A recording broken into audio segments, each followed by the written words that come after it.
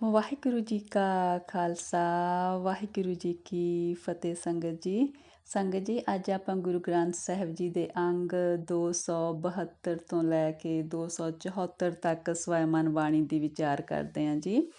ਇਹ ਸੁਖਮਨੀ ਸਾਹਿਬ ਦੀ 8ਵੀਂ ਅਸ਼ਟਪਦੀ ਚੱਲ ਰਹੀ ਹੈ ਜੀ। ਆਪਾਂ ਗੁਰਬਾਣੀ ਦੀ ਲੜੀ ਨਾਲ ਜੁੜੀਏ ਜੀ। ਸਲੋਕ ਮਨ ਸਾਚਾ ਮੁਖ ਸਾਚਾ ਸੋਏ, ਅਵਰ ਨ ਪੇਖੈ ਏਕਸ ਬਿਨ ਕੋਏ। ਨਾਨਕ ਇਹ ਲੱਛਣ ਬ੍ਰਹਮ ਗਿਆਨੀ ਹੋਏ। ਹਾਂਜੀ ਸੰਗਤ ਜੀ, ਪਾਤਸ਼ਾਹ ਕਹਿੰਦੇ ਨੇ ਜਿਹੜਾ ਜੀਵ ਦੇ ਮੂੰਹ ਦੇ ਵਿੱਚ ਹਰ ਵਕਤ ਉਹ ਸੱਚਾ, ਮਤਲਬ ਕਿ ਜਿਹੜਾ ਜੀਵ ਹਰ ਵਕਤ ਉਸ ਪਰਮਾਤਮਾ ਦਾ ਨਾਮ ਜਪਦਾ, ਉਹਦਾ ਮਨ ਸੱਚਾ ਹੋ ਜਾਂਦਾ, ਵਿਕਾਰ ਨਿਕਲ ਜਾਂਦੇ ਨੇ ਮਨ 'ਚੋਂ। ਫਿਰ ਕਹਿੰਦੇ ਉਹ ਪਰਮਾਤਮਾ ਤੋਂ ਬਿਨਾਂ ਹੋਰ ਕਿਸੇ ਨੂੰ ਦੇਖਦਾ ਹੀ ਨਹੀਂ, ਮਤਲਬ ਕਿ ਉਹਨੂੰ ਹਰ ਇੱਕ ਦੇ ਵਿੱਚ ਪਰਮਾਤਮਾ ਹੀ ਨਜ਼ਰ ਆਉਂਦਾ ਹੈ। ਕਹਿੰਦੇ ਇਹ ਗੁਣ ਇੱਕ ਬ੍ਰਹਮ ਗਿਆਨੀ ਦੇ ਹੁੰਦੇ ਨੇ। ਨਾਨਕ ਜੀ ਕਹਿੰਦੇ ਨੇ ਅਸ਼ਟਪਦੀ ਬ੍ਰਹਮ ਗਿਆਨੀ ਸਦਾ ਨਿਰਲੇਪ, ਜੈਸੇ ਜਲ ਮਹਿ ਕਮਲ ਅਲੇਪ। ਕਹਿੰਦੇ ਜਿਸ ਤਰ੍ਹਾਂ ਪਾਣੀ ਵਿੱਚ ਰਹਿੰਦਿਆਂ ਹੋਇਆਂ ਕਮਲ ਦਾ ਫੁੱਲ ਚਿੱਕੜ ਕੋਲੋਂ ਉੱਪਰ ਉੱਠ ਜਾਂਦਾ ਹੈ, ਵਿੱਚ ਨਹੀਂ ਰਹਿੰਦਾ ਹੈਗਾ, ਆਪ ਨੂੰ ਦਾਗ ਨਹੀਂ ਲੱਗਣ ਦਿੰਦਾ, ਇਸ ਤਰ੍ਹਾਂ ਹੀ ਕਹਿੰਦੇ ਜਿਹੜਾ ਬ੍ਰਹਮ ਗਿਆਨੀ ਆ ਉਹ ਵਿਕਾਰਾਂ ਤੋਂ ਮਾਇਆ ਤੋਂ ਉੱਪਰ ਉੱਠ ਜਾਂਦਾ ਹੈ, ਉਹਨੂੰ ਵਿਕਾਰਾਂ ਦੀ ਮਾਇਆ ਦੀ ਮੈਲ ਨਹੀਂ ਲੱਗਦੀ।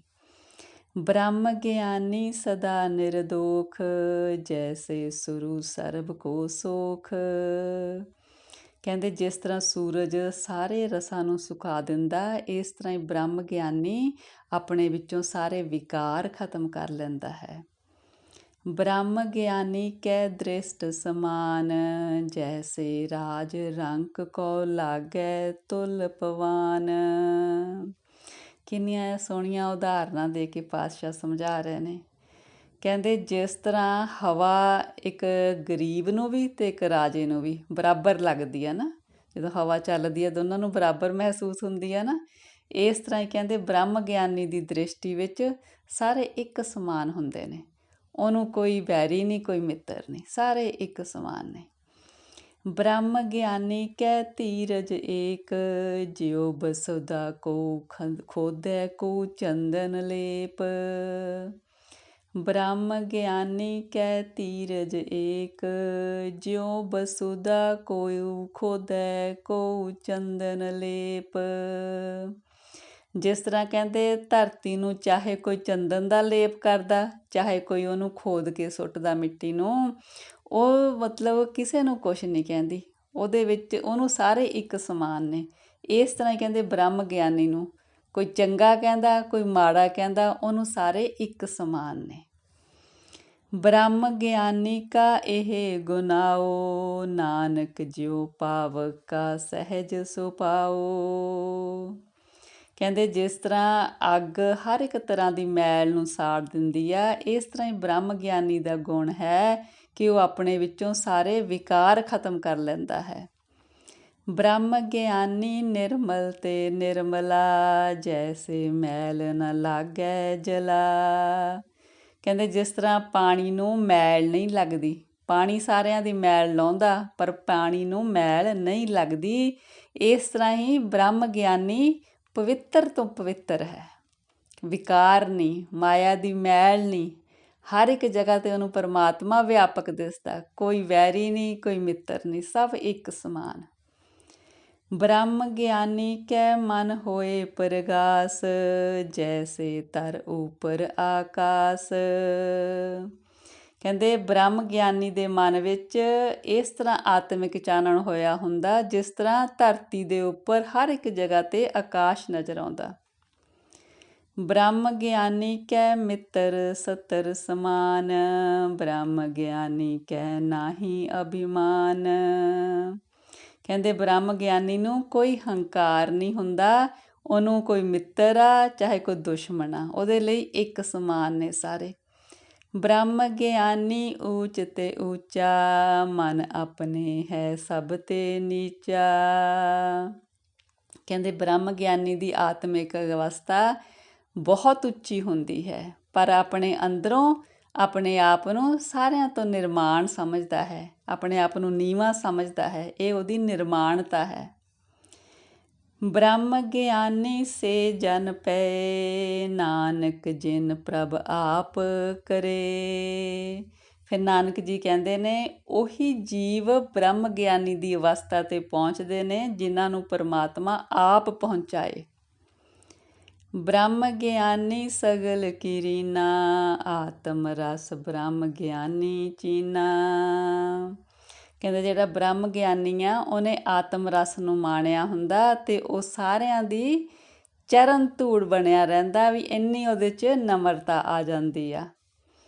ਬ੍ਰਹਮ ਗਿਆਨੀ ਕੀ ਸਭ ਉਪਰ ਮਿਆ, ਬ੍ਰਹਮ ਗਿਆਨੀ ਤੇ ਕਛ ਬੁਰਾ ਨਾ ਪਿਆ। ਕਹਿੰਦੇ ਬ੍ਰਹਮ ਗਿਆਨੀ ਕਿਸੇ ਦਾ ਵੀ ਬੁਰਾ ਨਹੀਂ ਚਿਤਵਦਾ, ਕਿਸੇ ਦਾ ਬੁਰਾ ਨਹੀਂ ਕਰਦਾ, ਉਹ ਸਾਰਿਆਂ ਉੱਪਰ ਦਇਆ ਵਾਲੀ ਦ੍ਰਿਸ਼ਟੀ ਰੱਖਦਾ ਹੈ। ਬ੍ਰਹਮ ਗਿਆਨੀ ਸਦਾ ਸਮਦਰਸੀ, ਬ੍ਰਹਮ ਗਿਆਨੀ ਕੀ ਦ੍ਰਿਸ਼ਟ ਅੰਮ੍ਰਿਤ ਬਰਸੀ। ਕਹਿੰਦੇ ਕਿਉਂਕਿ ਬ੍ਰਹਮ ਗਿਆਨੀ ਸਾਰਿਆਂ ਨੂੰ ਇੱਕ ਨਜ਼ਰ ਨਾਲ ਦਿਖਦਾ ਹੈ, ਉਹਨੂੰ ਹਰ ਇੱਕ ਦੇ ਵਿੱਚ ਪਰਮਾਤਮਾ ਨਜ਼ਰ ਆਉਂਦਾ ਹੈ।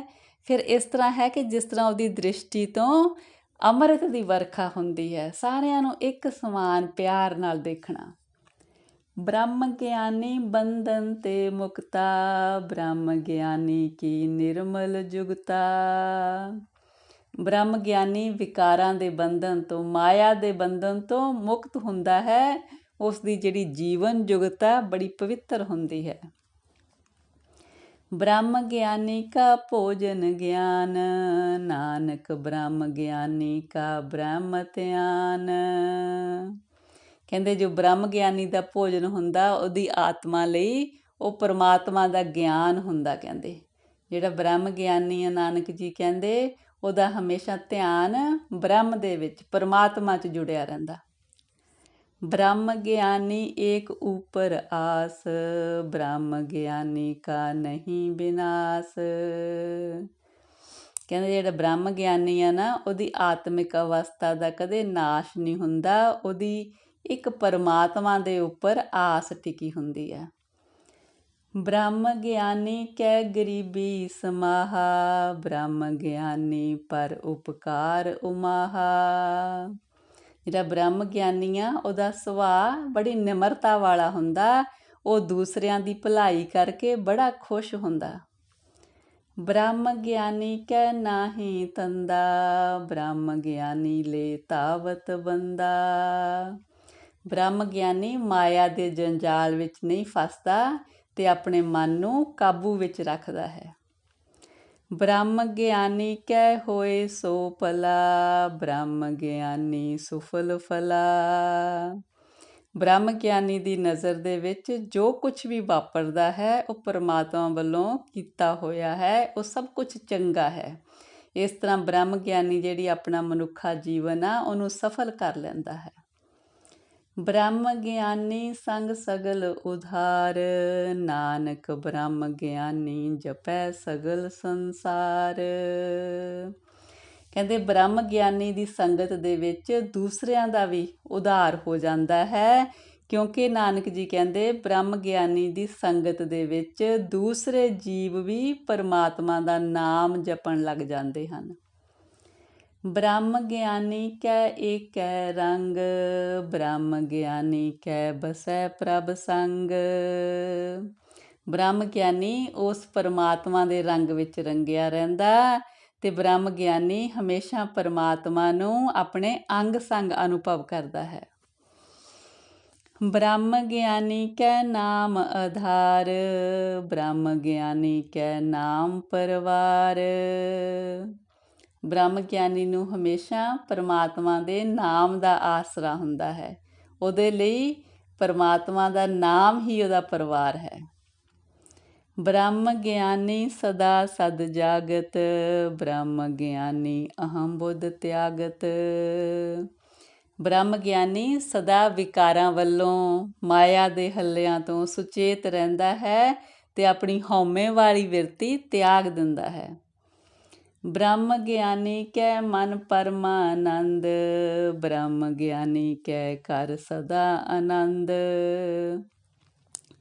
ਬ੍ਰਹਮ ਗਿਆਨੀ ਦੇ ਕਿਉਂਕਿ ਮਨ ਦੇ ਵਿੱਚ ਪਰਮਾਤਮਾ ਪ੍ਰਗਟ ਹੋ ਜਾਂਦਾ, ਫਿਰ ਉਹਦਾ ਮਨ ਸਦਾ ਆਨੰਦ ਵਿੱਚ ਰਹਿੰਦਾ। ਬ੍ਰਹਮ ਗਿਆਨੀ ਸੁਖ ਸਹਿਜ ਨਿਵਾਸ, ਨਾਨਕ ਬ੍ਰਹਮ ਗਿਆਨੀ ਕਾ ਨਹੀਂ ਵਿਨਾਸ਼। ਨਾਨਕ ਜੀ ਕਹਿੰਦੇ ਨੇ ਬ੍ਰਹਮ ਗਿਆਨੀ ਹਮੇਸ਼ਾ ਆਤਮਿਕ ਅਡੋਲਤਾ 'ਚ ਟਿਕਿਆ ਰਹਿੰਦਾ ਅਤੇ ਉਹਦੀ ਇਸ ਉੱਚੀ ਆਤਮਿਕ ਅਵਸਥਾ ਦਾ ਕਦੇ ਅੰਤ ਨਹੀਂ ਹੁੰਦਾ। ब्रह्म ज्ञानी ब्रह्म का बेता, ब्रह्म ज्ञानी एक संग हेता। ਬ੍ਰਹਮ ਗਿਆਨੀ ਨੇ ਕਹਿੰਦੇ ਪਰਮਾਤਮਾ ਨਾਲ ਸਾਂਝ ਪਾ ਲਈ ਹੁੰਦੀ ਆ, ਉਹ ਸਿਰਫ ਉਸ ਇੱਕ ਪਰਮਾਤਮਾ ਨਾਲ ਪਿਆਰ ਪਾ ਕੇ ਰੱਖਦਾ। ਬ੍ਰਹਮ ਗਿਆਨੀ ਕਹਿ ਹੋਏ ਅਚਿੰਤ, ਬ੍ਰਹਮ ਗਿਆਨੀ ਕਾ ਨਿਰਮਲ ਮੰਤ। ਬ੍ਰਹਮ ਗਿਆਨੀ ਕਿਉਂਕਿ ਪਰਮਾਤਮਾ ਨੂੰ ਅੰਗ ਸੰਗ ਮਹਿਸੂਸ ਕਰਦਾ, ਹਮੇਸ਼ਾ ਚਿੰਤਾ ਰਹਿਤ ਰਹਿੰਦਾ ਹੈ। ਬ੍ਰਹਮ ਗਿਆਨੀ ਦਾ ਜੋ ਉਪਦੇਸ਼ ਹੈ ਬੜਾ ਨਿਰਮਲ ਹੈ ਕਿ ਨਾਮ ਜਪੋ। ਬ੍ਰਹਮ ਗਿਆਨੀ ਜਿਸ ਕਰੈ ਪ੍ਰਭ ਆਪ, ਬ੍ਰਹਮ ਗਿਆਨੀ ਕਾ ਵੱਡ ਪ੍ਰਤਾਪ। ਕਹਿੰਦੇ ਬ੍ਰਹਮ ਗਿਆਨੀ ਉਹੀ ਬਣ ਸਕਦਾ ਜਿਹਨੂੰ ਪਰਮਾਤਮਾ ਆਪ ਬਣਾਏ। ਬ੍ਰਹਮ ਗਿਆਨੀ ਦੀ ਕਹਿੰਦੇ ਬੜੀ ਮਹਿਮਾ ਹੈ, ਬਹੁਤ ਮਹਿਮਾ ਹੈ।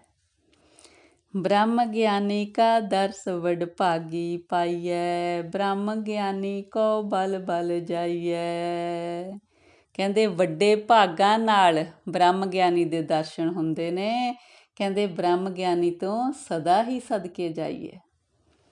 ਬ੍ਰਹਮ ਗਿਆਨੀ ਕੋ ਖੋਜੈ ਮਹੇਸਰ, ਨਾਨਕ ਬ੍ਰਹਮ ਗਿਆਨੀ ਆਪ ਪਰਮੇਸ਼ਰ। ਕਹਿੰਦੇ ਜਿਹੜੇ ਸ਼ਿਵ ਜੀ ਦੇਵਤੇ ਨੇ ਉਹ ਵੀ ਬ੍ਰਹਮ ਗਿਆਨੀ ਦੀ ਭਾਲ ਵਿੱਚ ਨੇ, ਕਿਉਂਕਿ ਬ੍ਰਹਮ ਗਿਆਨੀ ਆਪ ਪਰਮੇਸ਼ਰ ਦਾ ਰੂਪ ਹੋ ਜਾਂਦਾ।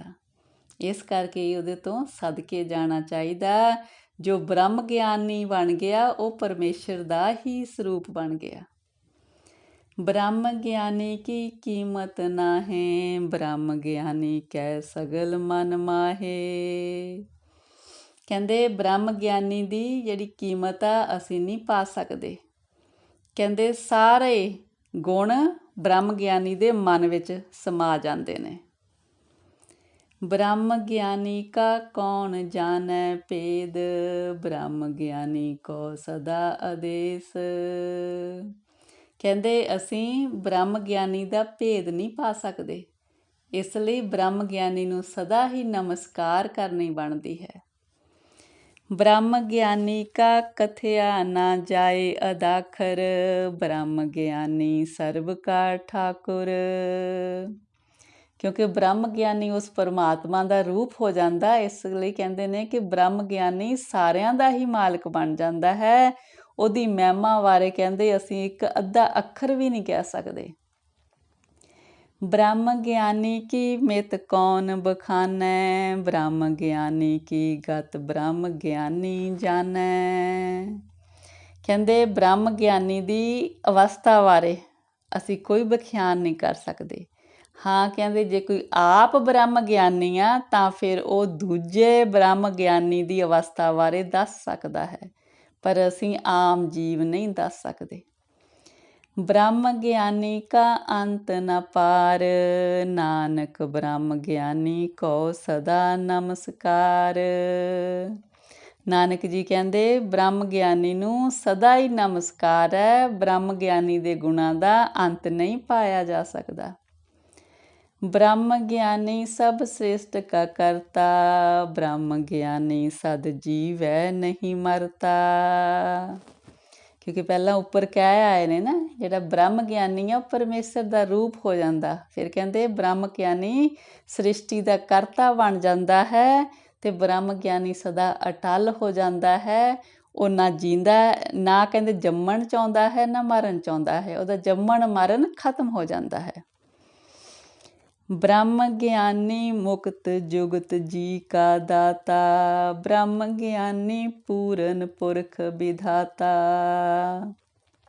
ਕਹਿੰਦੇ ਬ੍ਰਹਮ ਗਿਆਨੀ ਪੂਰਨ ਪੁਰਖ ਪਰਮਾਤਮਾ ਜੋ ਹੈ ਵਿਧਾਤਾ ਉਹਦਾ ਰੂਪ ਬਣ ਜਾਂਦਾ ਹੈ ਤੇ ਮੁਕਤੀ ਵਿਕਾਰਾਂ ਤੋਂ ਮੁਕਤੀ, ਜੁਗਤ ਜੀਵਨ ਜੁਗਤ ਦੇਣ ਦਾ ਦਾਤਾ ਬਣ ਜਾਂਦਾ ਹੈ। ਬ੍ਰਹਮ ਗਿਆਨੀ ਅਨਾਥ ਕਾ ਨਾਥ, ਬ੍ਰਹਮ ਗਿਆਨੀ ਕਾ ਸਭ ਉਪਰ ਹਾਥ। ਕਹਿੰਦੇ ਬ੍ਰਹਮ ਗਿਆਨੀ ਜਿਨ੍ਹਾਂ ਦਾ ਕੋਈ ਮਾਲਕ ਨਹੀਂ, ਉਹਨਾਂ ਦਾ ਮਾਲਕ ਬਣ ਜਾਂਦਾ। ਬ੍ਰਹਮ ਗਿਆਨੀ ਸਾਰਿਆਂ ਦੇ ਉੱਪਰ ਦਇਆ ਵਾਲਾ ਹੱਥ ਰੱਖਦਾ ਹੈ। ਬ੍ਰਹਮ ਗਿਆਨੀ ਕਾ ਸਗਲ ਆਕਾਰ, ਬ੍ਰਹਮ ਗਿਆਨੀ ਆਪ ਨਿਰੰਕਾਰ। ਜਿਸ ਤਰ੍ਹਾਂ ਕਿਹਾ ਨਾ ਕਿ ਵੀ ਬ੍ਰਹਮ ਗਿਆਨੀ ਆਪ ਪਰਮਾਤਮਾ ਦਾ ਰੂਪ ਹੋ ਜਾਂਦਾ, ਫਿਰ ਕਹਿੰਦੇ ਸਾਰੀ ਸ੍ਰਿਸ਼ਟੀ ਉਸ ਬ੍ਰਹਮ ਗਿਆਨੀ ਦਾ ਹੀ ਰੂਪ ਹੈ। ਫਿਰ ਕਹਿੰਦੇ ਸਾਰੇ ਜਿਹੜੇ ਆਕਾਰ ਨੇ ਉਹ ਬ੍ਰਹਮ ਗਿਆਨੀ ਤੋਂ ਬਣੇ ਨੇ, ਕਿਉਂਕਿ ਕਹਿ ਦਿੱਤਾ ਨਾ ਕਿ ਬ੍ਰਹਮ ਗਿਆਨੀ ਪਰਮੇਸ਼ਰ ਦਾ ਰੂਪ ਹੈ। ਬ੍ਰਹਮ ਗਿਆਨੀ ਆਪ ਨਿਰੰਕਾਰ ਦਾ ਰੂਪ ਬਣ ਜਾਂਦਾ। ਬ੍ਰਹਮ ਗਿਆਨੀ ਕੀ ਸੋਭਾ ਬ੍ਰਹਮ ਗਿਆਨੀ ਬਣੀ, ਨਾਨਕ ਬ੍ਰਹਮ ਗਿਆਨੀ ਸਰਬ ਕਾ ਤਨੀ। ਕਹਿੰਦੇ ਬ੍ਰਹਮ ਗਿਆਨੀ ਦੀ ਵਡਿਆਈ ਬ੍ਰਹਮ ਗਿਆਨੀ ਆਪ ਹੀ ਜਾਣੇ। ਅਸੀਂ ਇੱਕ ਆਮ ਜੀਵ ਬ੍ਰਹਮ ਗਿਆਨੀ ਦੀ ਵਡਿਆਈ ਨਹੀਂ ਦੱਸ ਸਕਦੇ।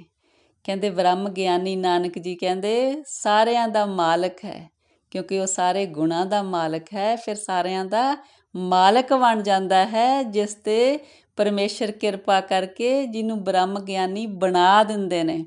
ਜੋ ਬ੍ਰਹਮ ਗਿਆਨੀ ਬਣ ਗਿਆ ਫਿਰ ਉਹਦੇ ਲਈ ਸਾਰੀ ਸ੍ਰਿਸ਼ਟੀ ਮਤਲਬ ਇੱਕ ਬਣ ਜਾਂਦੀ ਆ। ਉਹਦੇ ਲਈ ਕੋਈ ਮੇਰ ਤੇਰ ਨਹੀਂ ਰਹਿੰਦੀ ਕਿ ਇਹ ਮੇਰਾ ਇਹ ਨਹੀਂ ਮੇਰਾ। ਉਹਦੇ ਲਈ ਸਾਰੀ ਸ੍ਰਿਸ਼ਟੀ ਪਰਮਾਤਮਾ ਦਾ ਰੂਪ ਹੋ ਜਾਂਦੀ ਹੈ।